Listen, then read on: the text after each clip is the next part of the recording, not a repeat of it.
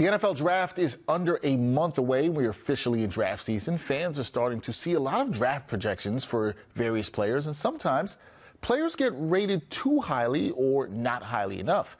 CBS Sports Radio columnist Jack Stern believes the hype around one quarterback is out of control. So let's discuss that with Mr. Stern, who joins me now. Jack, how you doing? Long time no see. Long time no see. It's been about a month since we were last on the air together. It feels like it's been even longer. I'm very happy to be back on with you. Thank you for having me today, Dexter. Man, always good to talk to you, Jack. And I want to talk to you about this article that you wrote, because you wrote an article that you said, you believe the hype about the NFL draft for J.J. McCarthy is out of control. In your opinion, what factors are contributing to the heightened hype around J.J. McCarthy?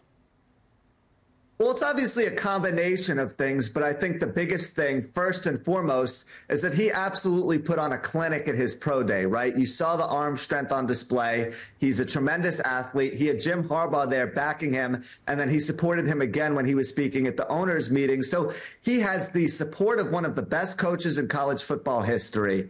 He played on a fantastic team where he won a national championship. That kind of inflated the outside perception as well. And then he also kind of fits the bill of an NFL quarterback, right? He's tall, he's strong, he's lean, he's very fit, and he kind of contains all of the attributes that would allow him to succeed at the next level. Now, the team that decides to select him will end up essentially be buying kind of an ice statue, hoping to mold it into something even better.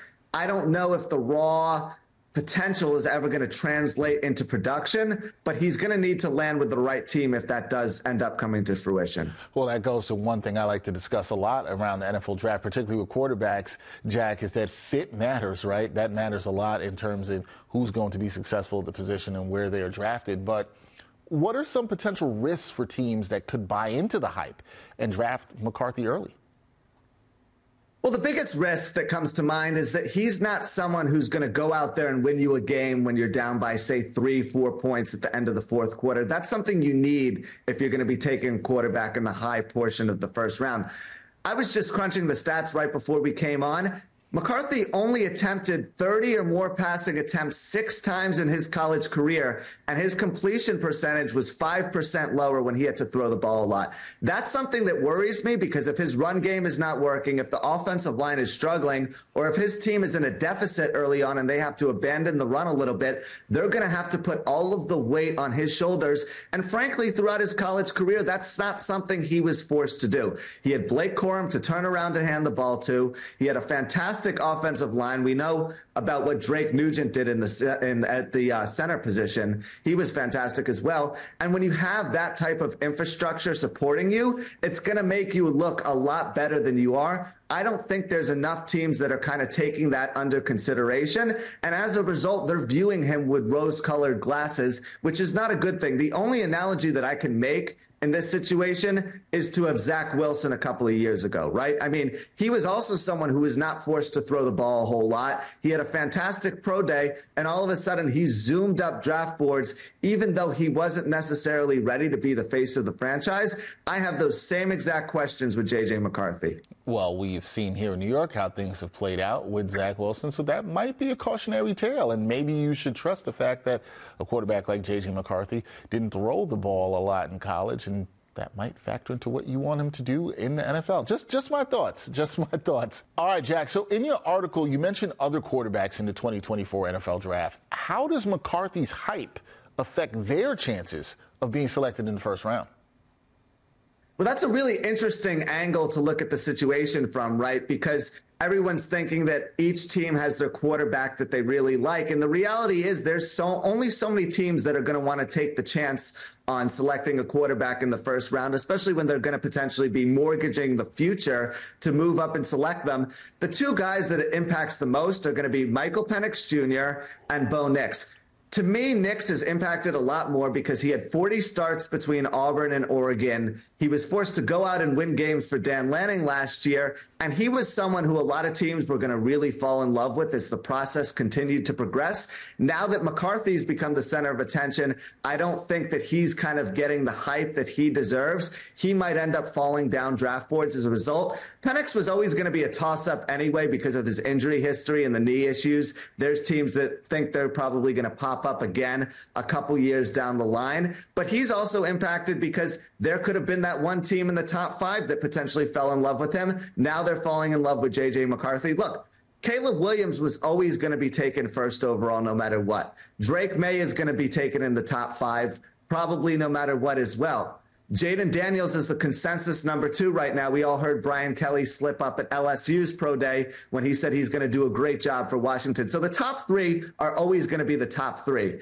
But beyond that, once you move a little bit further down, I think we could only see about 4 quarterbacks taken in the first round, and that pushes Penix Jr. and Nix potentially to the second round, and maybe even further depending on how the board slides. Going to be interesting to see how his hype impacts everything here. Final thing for me here, Jack, how do you see the situation unfolding on draft day, and what would be the ideal outcome for McCarthy and the teams interested in drafting a quarterback here? You know, I really hope that the New England Patriots or Washington Commanders don't take him because I don't think those are the perfect landing spots. The ideal destination in my mind would be if the Minnesota Vikings traded up and selected him. When you look at everything that he would have in Minnesota, he wouldn't have any of those things in New England or Washington. Kevin O'Connell is a perfect offensive-minded head coach to tailor his game plan to him. Aaron Jones is a fantastic addition to that team in the backfield. He can kind of turn around and let him carry the rock 15 or so times a game. Jordan Addison and Justin Jefferson are fantastic receivers. He wouldn't necessarily be forcing the ball into tight windows the way he would be if he had guys who weren't getting as wide open. So I like kind of the support group he would have there. Then he also wouldn't be forced to necessarily be the starter right away because you have a veteran already in place in Sam Darnold.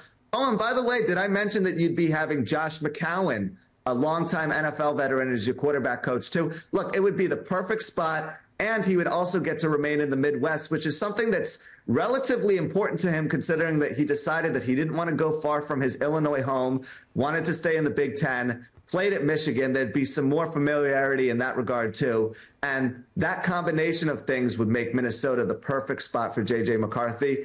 We'll see if it happens, though. You never really know how these teams evaluate players. I do have a strong feeling that the Vikings are going to be taking a quarterback at some point, though. Yeah, you would think the Vikings would be in play for a quarterback. And okay, Vikings could be a good fit for J.J. McCarthy. We will see how that all plays out. That is Jack Stern, sports columnist for CBS Sports Radio, doing a great job. Check out his column about why there's a little bit too much hype on J.J. McCarthy. He breaks it all down as he did with us here. Always good to talk to you, Jack. We will talk again soon. Thanks for having me, Dexter. It's a shame that draft day is still about a month away. I wish it was tomorrow.